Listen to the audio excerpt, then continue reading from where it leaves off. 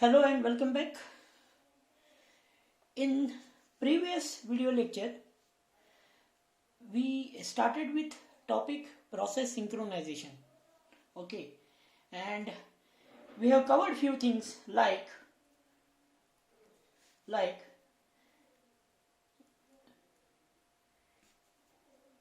race condition. And what is race condition? Okay, using producers consumers example,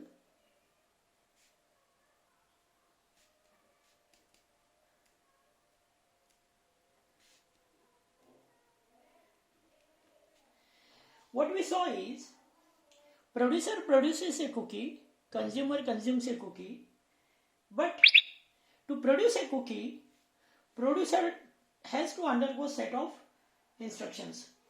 Example, register which is maintained by producer will be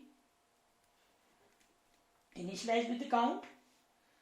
The same register, once the cookie is produced, will be incremented by 1, and then we are going to update the count. So what happens? When you execute a last statement, then only,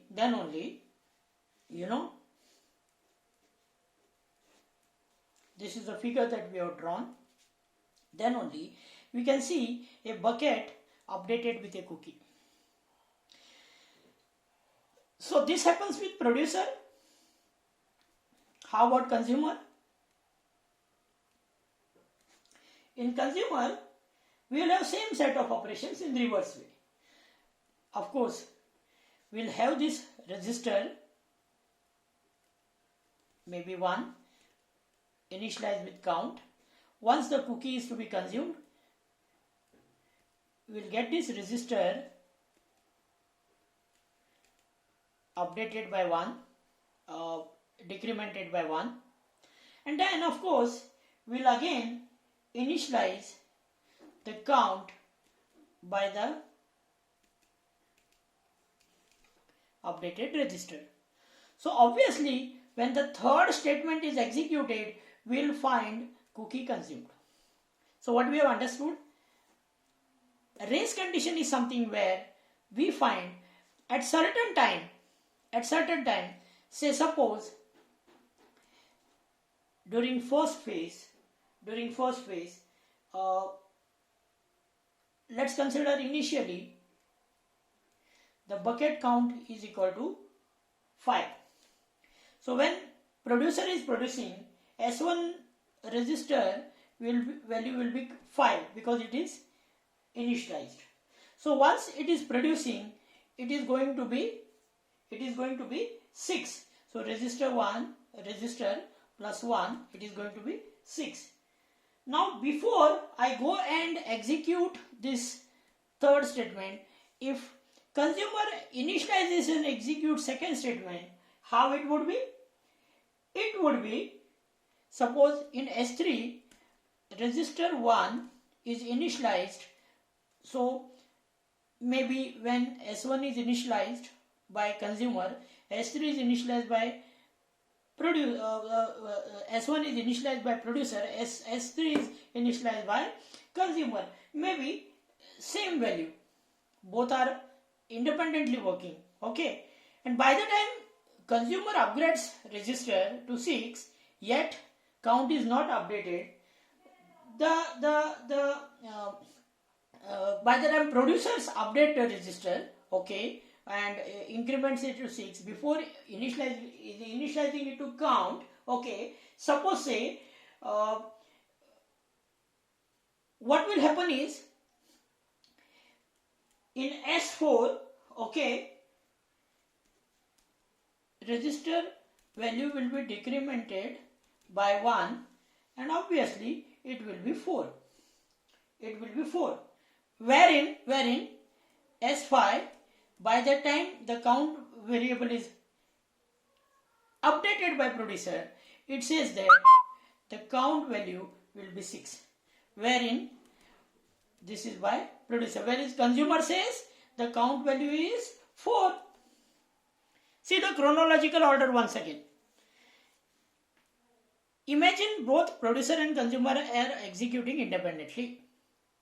Producer produces a cookie, consumer consumes a cookie. For a producer to produce a cookie, it has to execute 3 sets of line. For a consumer to consume a cookie, it has to execute 3 sets of line. Now what happens is, if you consider the chronological order of execution this way, during S1 time, suppose producer, I'll write P, initialize the register. Suppose initially the cookie count is 5. So register value will be 5. Then producer produces a cookie, so register value goes to 6. Simultaneously, we believe that consumer also starts consuming, so consumer initializes the count. When the producer has initialized the count, consumer also has initialized the count. We believe that these things are happening parallelly. So obviously register 1 value also will be 5 and consumer will consume, so register value will go to 4. Now neither producer nor consumer has updated count. They are in the last stage. So when producer updates the count, it is going to be 6. When consumer updates the count, it is going to be 4.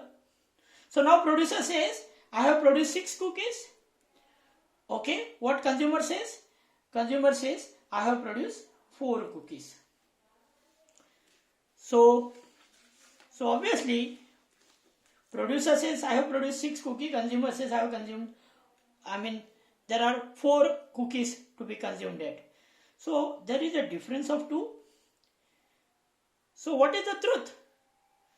Sitting outside, you will not be able to make out what is the truth, because there is a discrepancy in the count of the cookie, as we see in case of this problem. And as we continually allow these two people to execute further, as the time increases, this difference may grow from 6 to maybe 20 and from 4 to maybe something like 16. Understood? So this is how the problem grows bigger and bigger, and it leads to a fatal error. This problem, this condition that is arising since producers and consumer are not synchronized is called as race condition. Now, how to avoid this race condition? The entire aim of this chapter, so called as process synchronization, is to avoid race condition. Now, we have understood what exactly is the problem. If the processes are not synchronized, what problem occurs? How race condition is something that we need to avoid. So as a part of solution, people came up with some idea. What was that idea? People thought, can we have some mechanism that will restrict parallel execution of the processes? So something came into existence called as critical section problem.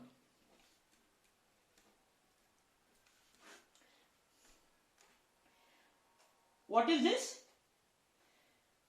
Critical section means it is believed that whenever the processes are executing, whenever the processes are subjected to CPU for execution, something like this is done. So we'll use a pseudocode do. So entry in critical section.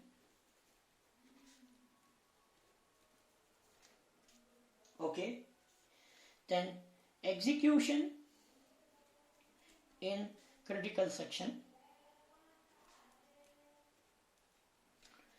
Then we will exit from critical section.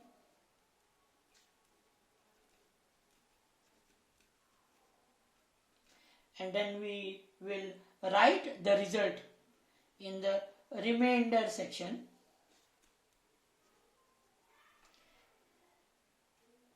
And we will do it while true. So the loop is always validated. So in short, what is done? process which wants to execute will enter into the critical section, will initialize the parameters, will execute, will exit once the execution is over, will write the results of the execution and come out.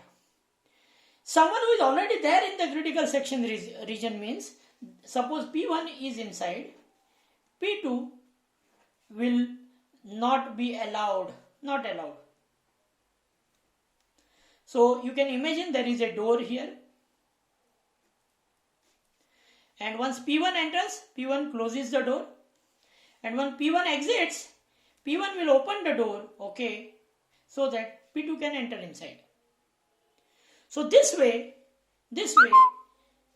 considering a critical section problem, we are somewhat trying to solve the problem that we just saw that has arisen due to race condition.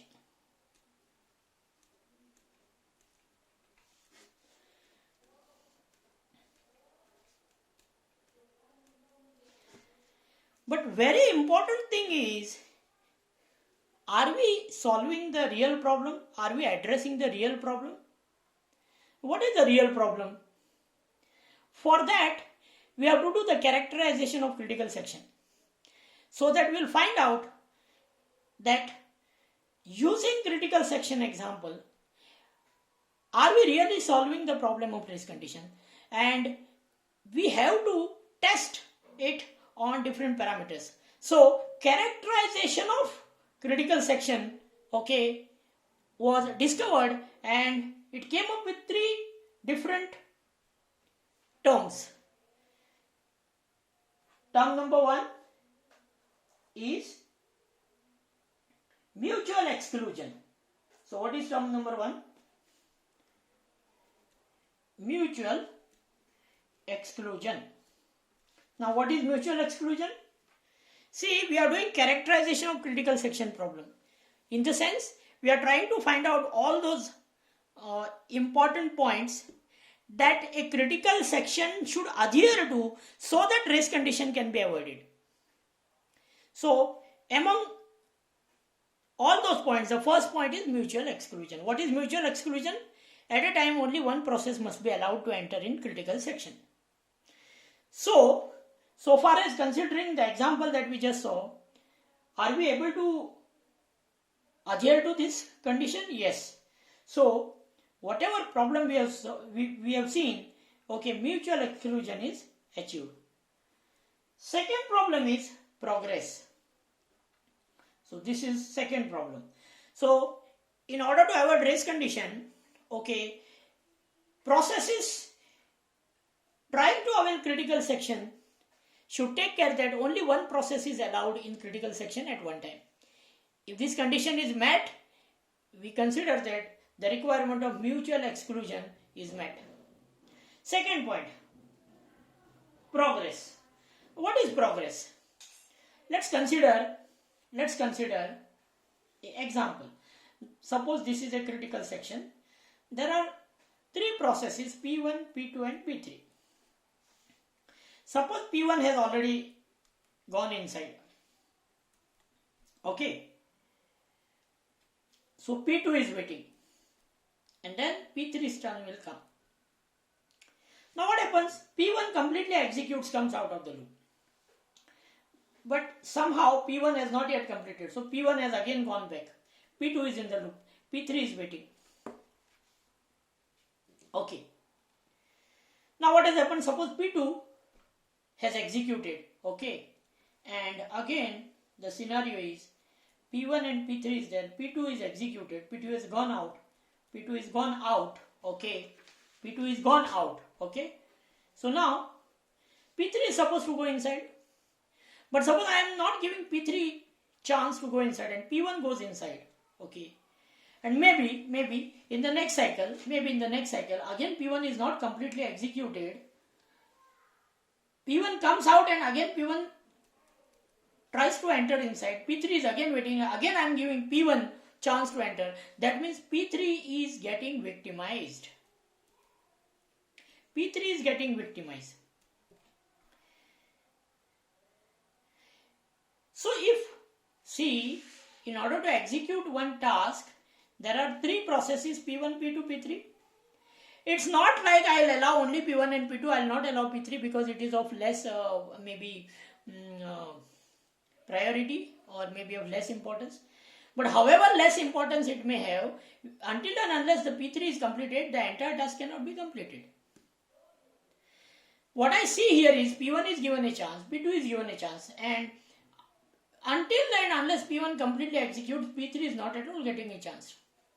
Even though P3's chance was during the third turn.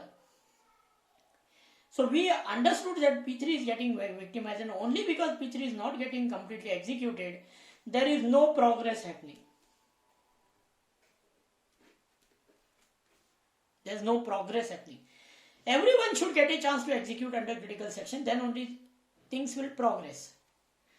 So the second point that we are considering, that there must be a progress. So if no process is executing in critical section and there exist some processes that wish to enter critical section, then the selection of the processes that will enter the critical section next cannot be postponed indefinitely. What do you mean by this?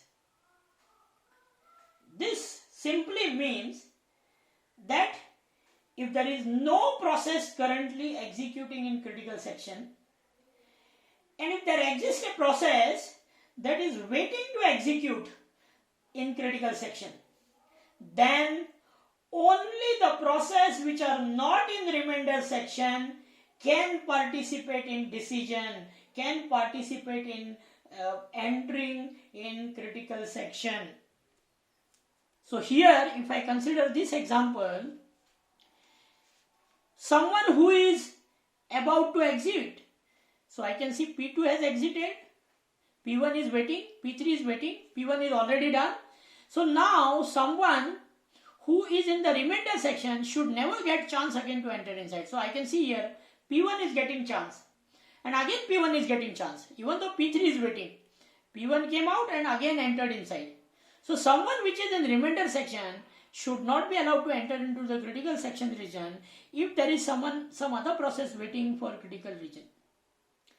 So with this terminology, we are assured that okay, those who are waiting will get assured entry in critical section, and once they get assured entry in critical section, there will be a progress. So the first point, mutual exclusion. Second point, progress. The third important point that we need to take care is bounded waiting. The third point is, the first point is mutual exclusion.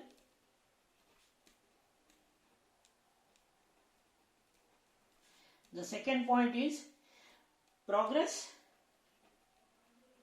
And third point is bounded waiting. So we have seen mutual exclusion, we have seen progress. What is bounded waiting? We are studying the characterization of critical section problem, and the entire aim is to find out all those points which should met in order to avoid risk condition. So we have found out 2 points, mutual exclusion and progress, and the third point is bounded waiting. What is bounded waiting? Bounded waiting says that again, if there are multiple processes waiting to enter into a critical section region, okay, so P1, P2, P3, so now P2 and P3 is waiting, P1 has entered again, P1 exited, P2 entered, P3 waiting, P1 goes back. Now maybe again P1 enters, P3 waiting, P2 exited and P2 does not want execution once back. Again P1 exits, again P1 enters, and again P1 tries to enter inside. So maybe we will decide that P1 can avail CPU only 2 times continuously. Once P1 avails CPU 2 times, P1 should not be allowed to enter into critical section region if there is someone else waiting in the at the gate. So I can see P1 is given chance, P1 is again given chance. Now in this case P1 should not be given chance because the deadline is reached. Now P3 should get chance to enter inside. So bounded waiting tells you that how many times a process can enter into a critical section continuously. So there is a maximum limit as to how many attempts other processes can get entered into the critical section after a request made by process. So what we'll do is, we have seen that P1 exited, P2 exited, okay, no problem. But we see that P1 is trying to enter again and again. We allowed P1 to enter to 2 times. But we said that okay, enough. Even though P1 wants more critical section, P1 has already exhausted the maximum limit of continuous execution. Now wait, let us allow P3, and then in the further step, P3 suppose is gone. Now P1 is alone left and P1 will enter, and P1 is also out, and thus we will complete a task. So what we are doing? We are deciding on how many times a process can enter into a critical section continuously, so that we are keeping a check on victimization the way we have done it in progress, the same way. And this is how these 3 points must be taken care of when we are allowing multiple processes to execute in critical section region to avoid race condition. That is all about the characterization of critical section. So from next video lecture, we are definitely going to study, okay, the algorithms, okay, and we'll see different situations, okay, which may arise when processes try to compete to enter into critical section region, and we are going to see different solutions for the same. Thank you. Good day.